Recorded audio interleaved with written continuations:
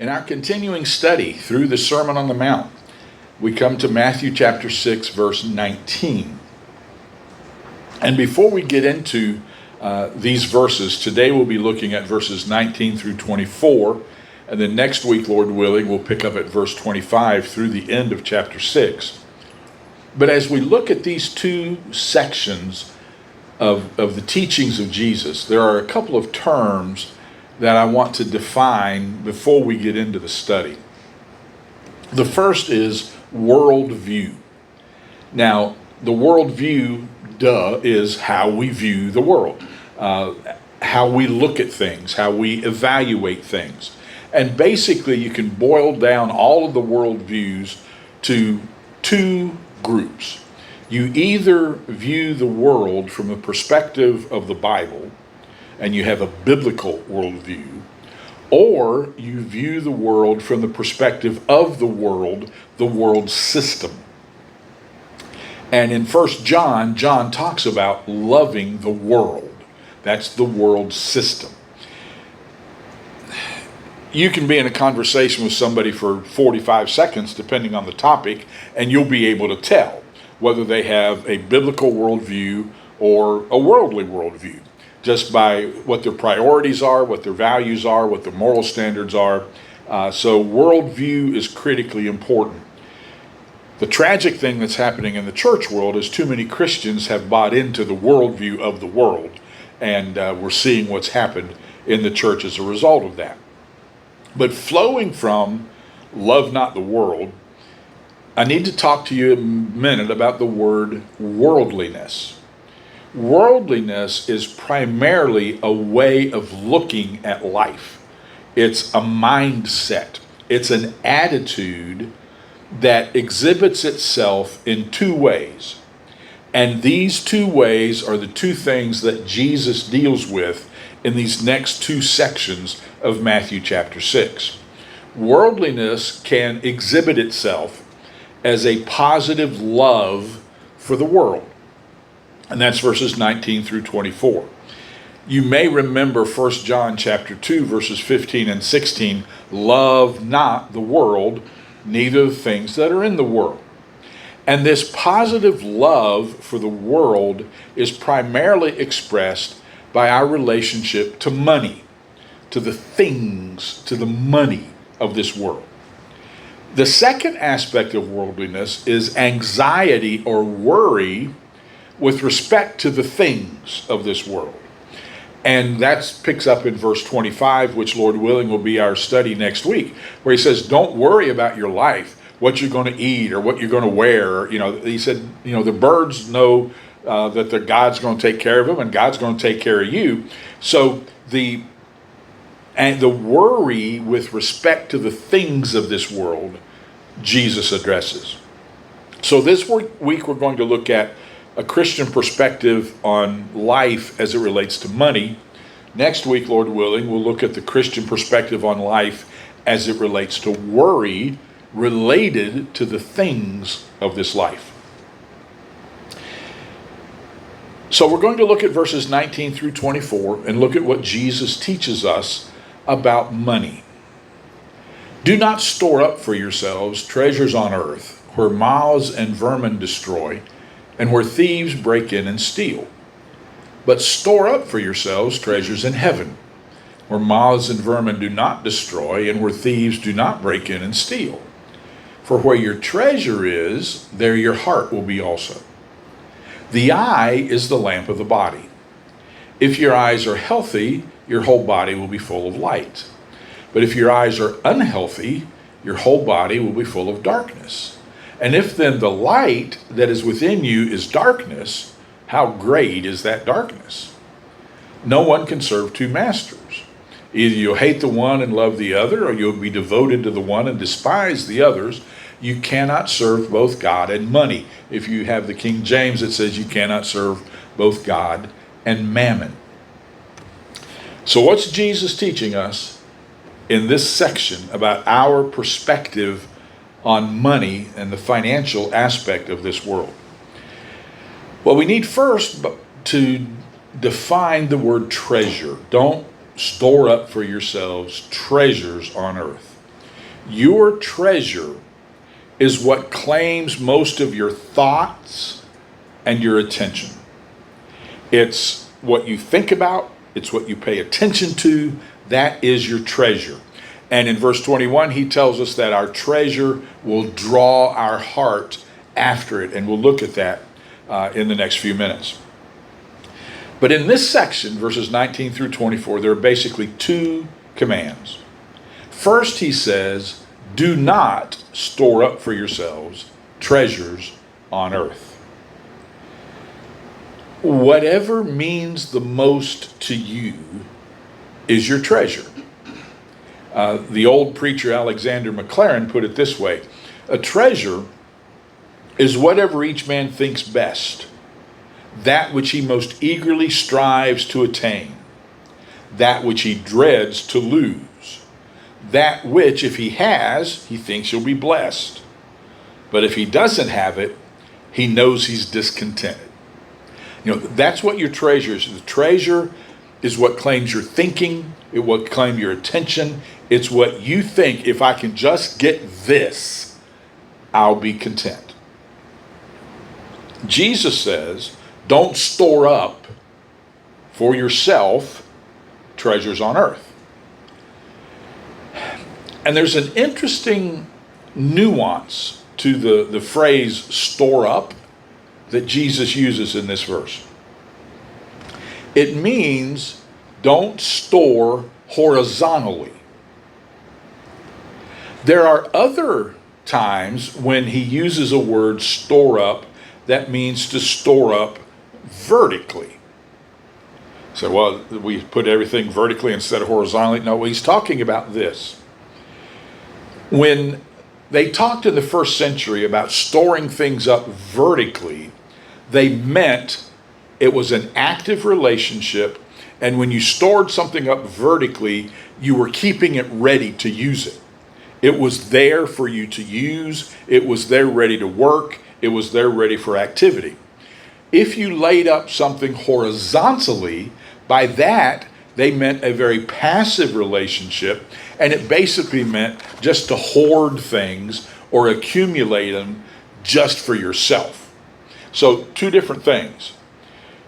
The vertical storing up is it's ready to be used. It's there to help somebody if they need help. The horizontal is just, I'm going to hoard it to myself. That's why he says don't store up for yourselves treasures on earth. So, as so much of Jesus' teachings, this passage has been misunderstood and misinterpreted often. Jesus is not teaching against having possessions. He's not teaching against having a savings account.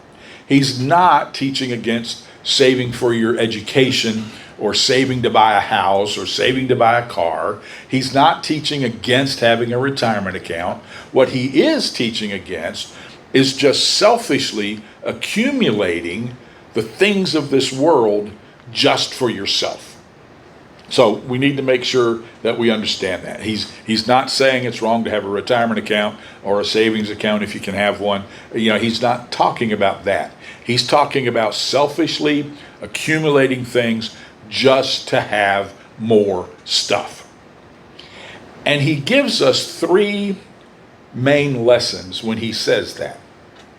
He tells us first that everything that we have belongs to God. And we need to understand that. We are not the owner of anything we have. As a Christian, we understand that everything belongs to God. The New Testament word is we are a steward. Our term today would be more like we're a manager. God entrusts things to us, and we are then to manage that for the glory of God. And the scripture says we will give an account at judgment for how we managed the things that God entrusted to us. So please understand, nothing that you have is yours. It is a gift from God. He has, in essence, loaned it to you for your use while you're here on this earth. And you will give an account to him on how you managed the resources that he entrusted to you. If you understand that, it will change the way you look at the things of this life. It's a hard way to live. Realize that everything belongs to God. The second thing Jesus teaches us is that the things of this world are temporary. I think you know that, but we need to be reminded of it, that the things of this world are temporary. In the New Testament day, there were three main ways that people invested. They would hoard costly garments. Some of them would buy, very expensive, costly robes, costly garments, and they would hoard those as their investment. Others, if they were farmers, would store excess grain in their barns. Because if you had a lot of grain and a famine hits, which it did periodically, you could make a lot of money if you had grain and nobody else did. So that was a way that they would build their investment portfolio, was through storing grain in their barns. And the third thing they did, if they had enough money, is they would buy gold and they would keep it in their homes or bury it in their homes. So Jesus says, knowing that these are the three ways that the people listening to him invested in this world, he says you need to understand some things. These treasures, these garments, this grain, this gold, they're all temporary. He says, for instance, moth can get in there. If you have a garment, a moth can come in and ruin that garment. I was in a store the other day and saw mothballs. It had been a long time since I'd seen mothballs. Some of y'all have no idea what I'm talking about. But up north, there are two distinct wardrobes that you have. You have the winter wardrobe with all of the heavy coats and parkas and all that stuff. And then you have your summer wardrobe. And most older houses did not have enough closet space to have all your clothes in the closet. And so you would store, like when it got to be summertime, you would store the winter clothes away. And I can remember, because I can remember the smell. If you've ever smelled clothes that were with mothballs, you'll never forget that odor. But you packed those clothes with mothballs. Because if you didn't, you ran the risk when it was time to bring out those clothes from storage that moths had somehow gotten into whatever you had stored those clothes in and had had a feast. And you pull out that garment and there's holes all in it where the moths have gotten to it. So you pack them in mothballs to repel the moths, then you wash them to get rid of the odor. But Jesus is saying, you can have all the costly garments you want to, but the moths are going to get to them. In other words, this treasure of yours, these garments, can wear out and can be destroyed. And then he says, vermin. Now, this is the verse that the King James uses the word rust, where rust doesn't corrupt. Nobody can really figure out why they translated this word rust, because it's not translated that way anywhere else in the New Testament. But the word literally means to be eaten away, so the NIV uses the word vermin. He's talking here about the grain. You have hoarded this grain in your barn, hoping that you'll be able to sell it at a high price if there's a famine. But as you know, farmers, rats and other animals can get into that grain and eat it and ruin it, and your investment has eroded away. You ever have an investment erode away? I remember when the market crashed, many years ago, the market crashed, and I remember hearing my coworkers out in the hallway talk about how much money they'd lost, like in a week, in their retirement account. And I said, well, I was going to retire when I was 62. Looks like I'm going to be 92 now, by the time I'm able to recoup all this. Jesus says it's temporary. It can erode away. And then he starts talking about what can happen to the gold that they have. He said thieves can break in and steal it. They would bury their gold in their homes, But the walls of their houses were basically baked clay that were fairly easy to break through and steal that gold.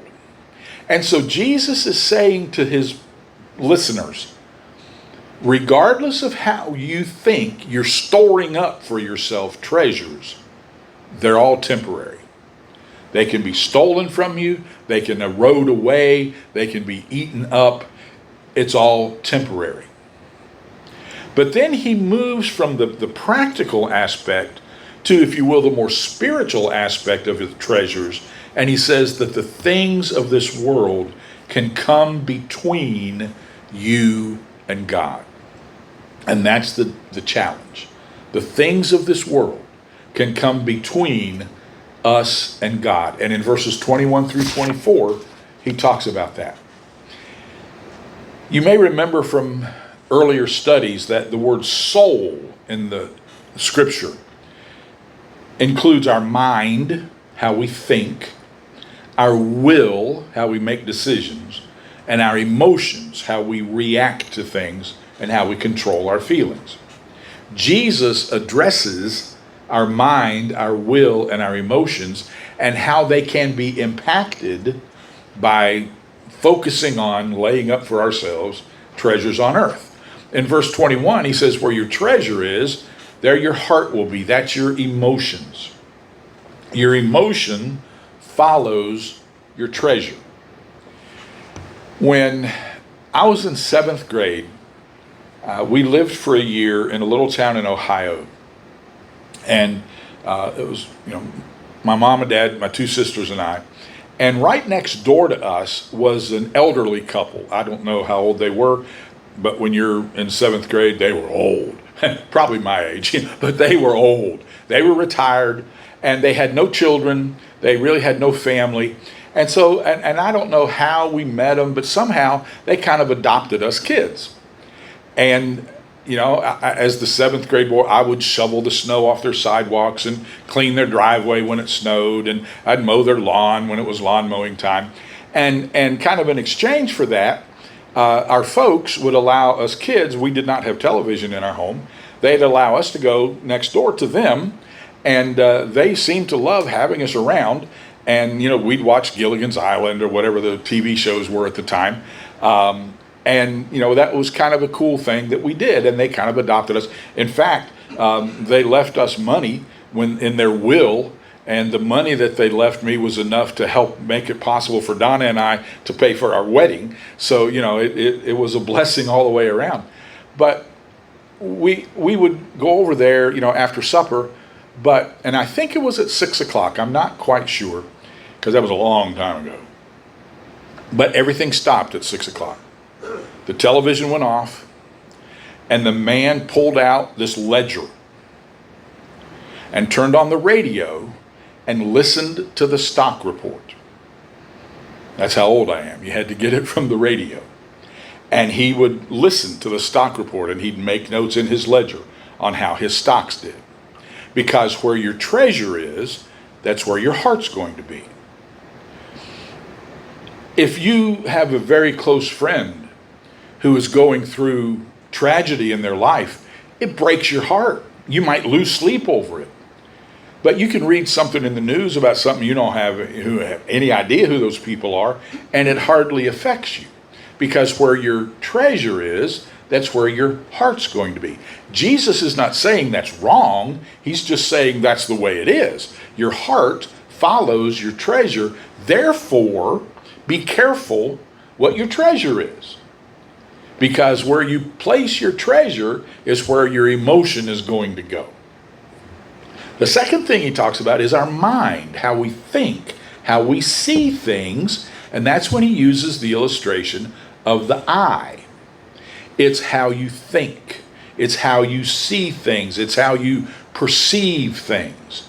And he's saying that a preoccupation with accumulating stuff in this world blinds you, and it darkens your mind. The King James uses the word bad and single to talk about eyes here. The NIV uses the word healthy and unhealthy. He says if your eye is unhealthy, everything is going to be dark. And it seems from the words that he uses that he may have been alluding to what we have come to call astigmatism. You may have astigmatism. Astigmatism is when the lens of your eye is not formed correctly, and so all of the light that comes in people with normal eyes, it's focused in one point. If you've got astigmatism, it's all over the place, and so everything's blurry, everything's out of focus. And when you get eyeglasses, they have to adjust for the astigmatism. And you may have had the experience that if your astigmatism is significantly worse from the last prescription you had, if they really sock it to you with that prescription, they put something in the glasses that forces your eye to where it focuses on one spot. And you can have a headache for 3 or 4 days while your vision is getting used to being forced out of its astigmatism. I take off my glasses, I can't see a 3.5-inch high number on a bedside clock to tell me what time it is. I have to squint and turn, and it's astigmatism. Everything's out of focus. Everything is blurry. And Jesus said, if you are focused on amassing riches for yourself in this world, everything will be blurry. You won't be able to see things the way they really are. But he says, if your eye is healthy, and that's an interesting word that sometimes was translated generous. And he's saying, if you will live as a generous person, that will give you a clear view of the things that matter. And so Jesus says, be careful where you put your treasure, because if your treasure is focused on this earth, everything's going to be distorted. Everything's going to be out of priority. Everything's going to be out of perspective. I was talking to our son Brian last night, and he said, man, this experience that we're going through right now has caused me to rethink pretty much everything in my life. You know, everything changes when something major happens. Jesus said, if you're focused on what's happening with your money on this earth, you're going to lose your focus. But if you can be generous and lay up in that vertical relationship where it's ready to use and ready to help other people, everything will be clear for you. So he says your treasure is going to impact your relationship with me in your emotions, in your mind, and in your will, how you make decisions. The NIV makes it a little easier to understand because he talks about God and money. The King James, this is where it uses the word mammon. And a lot of people have gotten confused about what he meant by mammon. It was a particular term that they used in the first century. It started out meaning mammon was the riches that I have that I give to a banker, I entrust to him to keep safe for me. But over time, mammon became to mean I am trusting in the riches that I have. It went from I'm entrusting this to you for safekeeping, and it became I'm putting my trust in this for my security and for me to be able to survive on this earth. And so before long, they began to capitalize mammon because it became to be regarded as a god. This is where these people have put their trust in their riches. They've put their trust there, and it has become mammon. One of the churches I pastored, we had a very successful businessman in the church. And then, the bottom fell out of everything. And he said to me one day, he said, Pastor, I know what it's like to make $1 million a year. I know what it's like to lose $1 million a year. And he said, I got to be honest, I don't like how I responded when I lost it. It was kind of like he was saying, I realized that I'd put more trust in that than I thought I had. And that's what Jesus is talking about. When you put your trust in your treasures, that has become capital M, mammon. And Jesus says you can't serve them both. You're either going to put God first or you're going to put your money first. And you can't do it both. So he says, do not hoard for yourselves treasures on this earth. However, what you do is store up for yourselves treasures in heaven. Verse 20, store up for yourselves treasures in heaven. You don't have to worry about moths there. You don't have to worry about vermin there. You don't have to worry about thieves there. It is stored up for you in heaven. So what's he saying? He's saying, first, have a spiritual purpose or an eternal purpose for everything you do. You've heard me go on and on and on about 1 Corinthians 10:31. Whether you eat or drink or whatever you do it all to the glory of God. Have a spiritual purpose, an eternal purpose in everything you do. Live for eternity. Live with eternity's values in view. Have a biblical worldview. Live for heaven, not earth. Flowing from that, he says, use your money for good. And you might want to turn to 1 Timothy chapter 6. Because Timothy uses some of the same imagery that Jesus uses here. And he says in 1 Timothy chapter 6, starting in verse 9, those who want to get rich.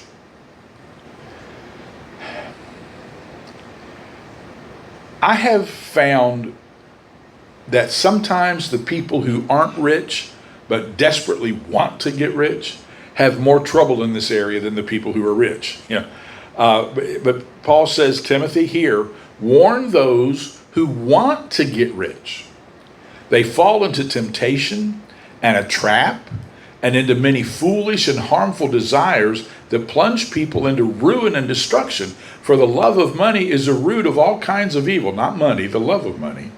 Some people, eager for money, have wandered from the faith and pierced themselves through with many griefs. And then drop down to verse 17 of 1 Timothy 6, and he says, command those who are rich in this present world not to be arrogant, nor to put their hope in wealth. Don't lay up treasures on this earth, which is so uncertain, but put your hope in God, who richly provides us with everything for our enjoyment.